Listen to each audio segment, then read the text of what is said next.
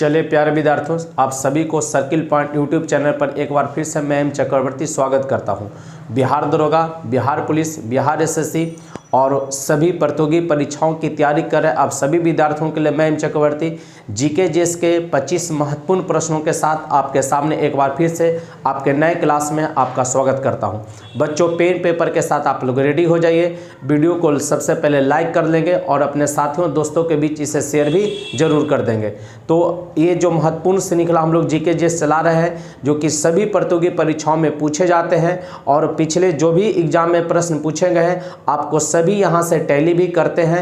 100% पूरे प्रश्न आपको लड़ा भी है, तो आप याद करें, क्योंकि प्रश्न आपसे तभी बनेंगे जब मेरा और आप दोनों का मेहनत क्या हो, दोनों संपूर्ण मेहनत करें और पूरे विश्वास के साथ, पूरी ऊर्जा के साथ, पूरे ताकत के साथ वो काम करें, तो सफलता एक दिन हम लोगों को अवश्य मिलेगी। तो चलिए उसी सफलता की दौड़ में एक बार फिर से 25 महत्वपूर्ण प्रश्न के साथ एक बार फिर से मैं आप सभी का स्वागत कर रहा हूं। बच्चों, तो पेन पेपर के साथ रेडी हैं आप लोग? चलिए, तो सबसे पहले और ध्यान दीजिएगा, आप लोग वीडियो को कम से कम अपने साथियों दोस्तों के बीच शेयर जरूर करें और मात्र 10 मिनट आपको समय, 24 घंटा में से 10 मिनट समय हम आपसे मांगते हैं। अगर आप हमें 10 मिनट दीजिएगा, मैं आपको 20 से 25 क्वेश्चन याद करवाने का वादा रखता हूं। तो चलिए पहला प्रश्न हम लोग देखते हैं आज का क्या है कि 5वां खेलो इंडिया यूथ गेम्स 2023 का शुभंकर क्या था।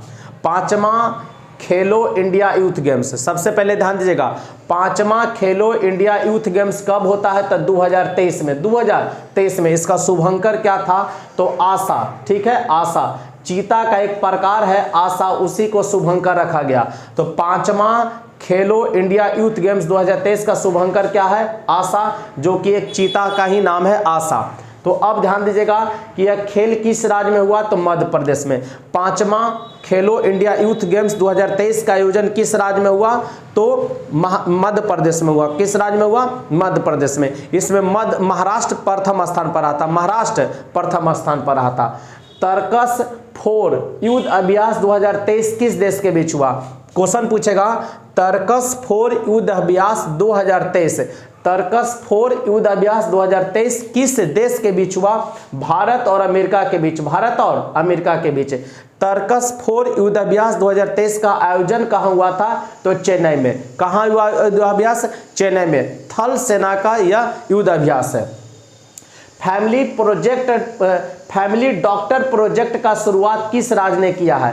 फैमिली डॉक्टर प्रोजेक्ट शुरुआत करने वाला राज्य आपसे पूछ रहा है, तो वो कौन सा राज्य बना है? Andhra Pradesh. Family doctor project को कौन राज्य चालू करता है? आंध्र प्रदेश करता है। वर्ष 2023 में अर्जुन पुरस्कार के लिए कितने खिलाड़ियों का चयन किया गया है? आपसे क्वेश्चन पूछा कि वर्ष 2023 में कितने खिलाड़ियों को अर्जुन पुरस्कार दिया जाएगा।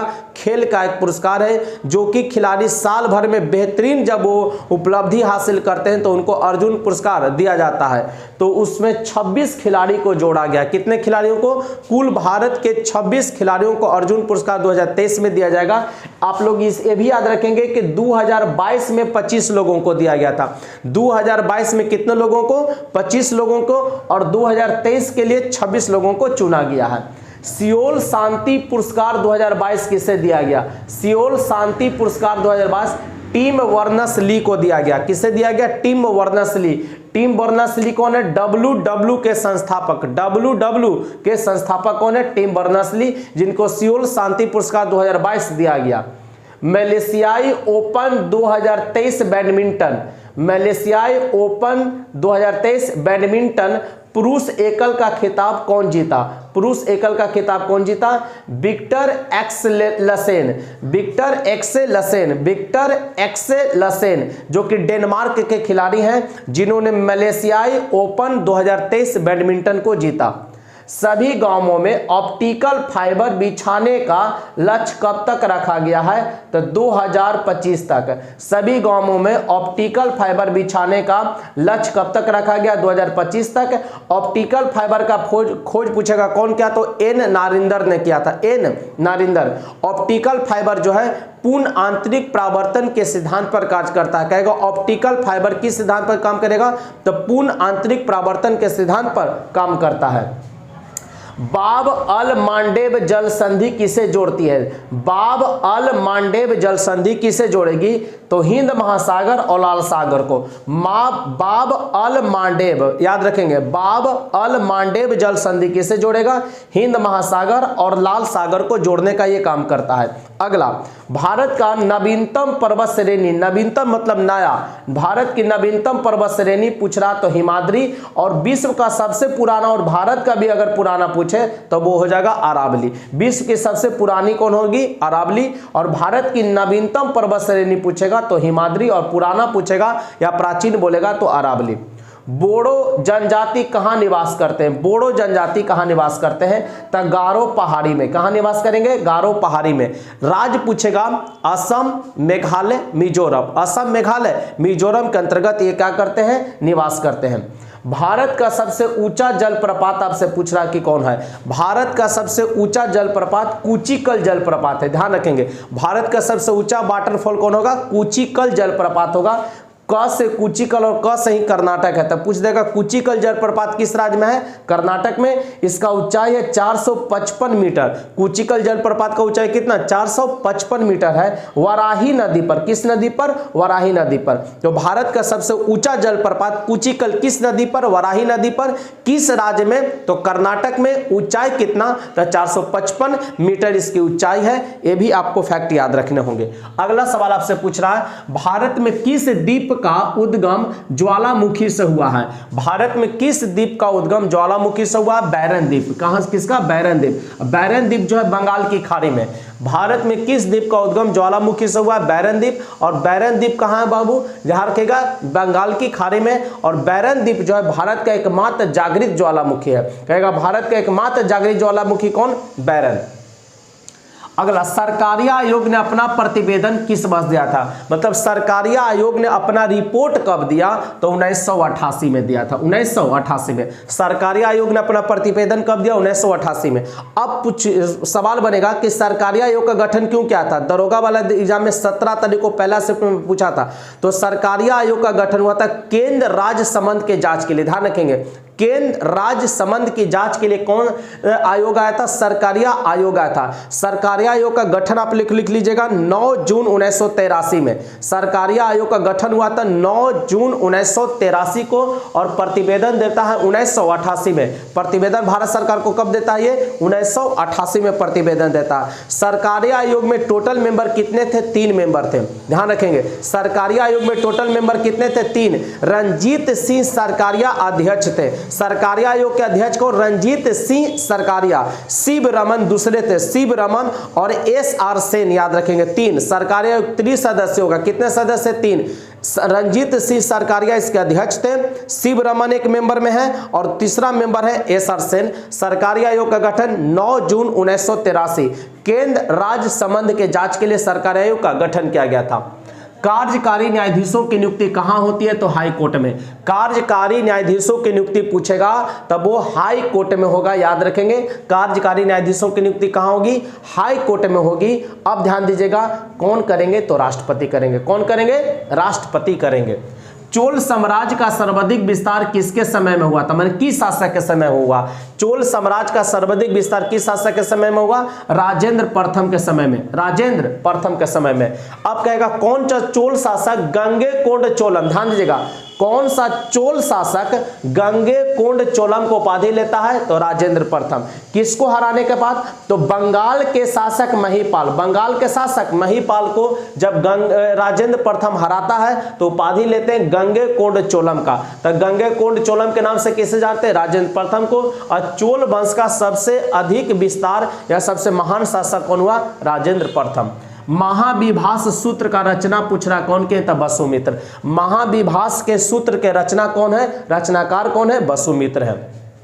गुजरात का अंतिम हिंदू शासक कौन था जो अलाउद्दीन खिलजी के सेनाओं का मुकाबला किया था? गुजरात का अंतिम हिंदू शासक पूछ रहा है जो अलाउद्दीन खिलजी के सेनाओं का मुकाबला किया।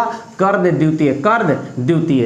अलाउद्दीन खिलजी के बारे में याद रखिएगा, अलाउद्दीन खिलजी ने खुद को द्वितीय सिकंदर कहा। ध्यान दीजिएगा, द्वितीय सिकंदर। सिकंदर ए सानी या द्वितीय सिकंदर के नाम से किसे जानते हैं? अलाउद्दीन खिलजी को। बाजार मूल्य नियंत्रण प्रणाली कौन लेकर आए थे? अलाउद्दीन खिलजी। अस्थायी सेना का नींव सबसे पहले कौन डाले? अलाउद्दीन खिलजी। सेना को नगद वेतन देना कौन चालू किए? अलाउद्दीन खिलजी चालू किए थे। अलाउद्दीन खिलजी के समय में ही एक इसका दास था जिसका नाम था मलिक काफूर। मलिक काफूर दास या गुलाम कह सकते हैं, जिसको 1000 दिनारी के नाम से भी जानते हैं, जो कि अलाउद्दीन खिलजी का सेनापति था। कहेगा अलाउद्दीन खिलजी के दक्षिण भारत विजय का श्रेय किसे दिया जाता है? तो अलाउद्दीन खिलजी का सेनापति, ठीक है, दास कहिए, गुलाम कहिए, सेनापति कहिए, मलिक काफूर को दिया जाता है, जिसको 1000 दिनार में खरीदा गया था। 1000 दिनारी के नाम से भी जानते हैं मलिक काफूर को। नर बलि प्रथा को किस वाइस गवर्नर जनरल ने बंद करवा दिया था? नर बलि प्रथा को कौन गवर्नर जनरल बंद करवाता है? लॉर्ड हार्डिंग बंद करवा देता। नर बलि प्रथा को बंद करवाया है लॉर्ड हार्डिंग ने। मुस्लिम लीग का प्रथम वार्षिक अधिवेशन कब हुआ था? 1907 में। मुस्लिम लीग का प्रथम वार्षिक अधिवेशन कब हुआ? 1907 में। मुस्लिम लीग का स्थापना पूछेगा 1906 में ढाका में। मुस्लिम लीग का स्थापना पूछेगा 1906 ढाका में, ठीक है ना। और पूछेगा मुस्लिम लीग का प्रथम वार्षिक अधिवेशन 1907 में हुआ। मोत्सू उत्सव किस राज्य में मनाया जाता है? मोत्सू, ध्यान दीजिएगा, मोत्सू उत्सव किस राज्य में? नागालैंड में। किस राज्य में मनाया जाता है? नागालैंड में।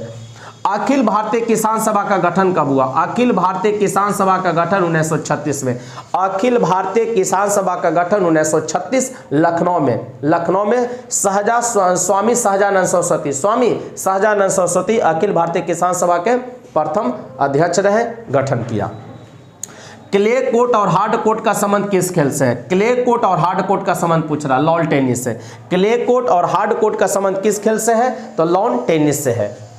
मेरापी ज्वालामुखी किस देश का? इंडोनेशिया का। मेरापी ज्वालामुखी पूछ रहा किस देश का है? तो इंडोनेशिया का। मेरापी ज्वालामुखी, जागरी ज्वालामुखी, ध्यान दीजिएगा, जागरी ज्वालामुखी का उदाहरण है मेरापी। किस देश में है? इंडोनेशिया में। हाल ही में विस्फोट हुआ, इसलिए चर्चा में ही रहा। आपातकालीन, भारतीय संविधान में आपातकाल को कहां से लिया गया है? तो जर्मनी के संविधान से। अब भारतीय संविधान में आपातकाल को कहां से लिया गया है? जर्मनी के संविधान से। जर्मनी के संविधान को बीमर या बाइमर कहते हैं। जर्मनी के संविधान को बीमर या बाइमर। भारत में 3 प्रकार का आपातकाल है। भारत में कितने प्रकार का? 3 प्रकार का आपातकाल है। आपातकाल लागू कौन करेगा? राष्ट्रपति करेंगे। कौन करेंगे? राष्ट्रपति आपातकाल लागू करते हैं। काम के बदले अनाज कार्यक्रम कब आया था? काम के बदले अनाज कार्यक्रम कब आया? 1977-78 ईस्वी में आया। काम के बदले अनाज कार्यक्रम कब आया? 1977-78 ईस्वी में। तो प्यारे बच्चों, आप लोगों के लिए 25 महत्वपूर्ण प्रश्नों की श्रृंखला को यहीं पर क्लास समाप्त किया जाए।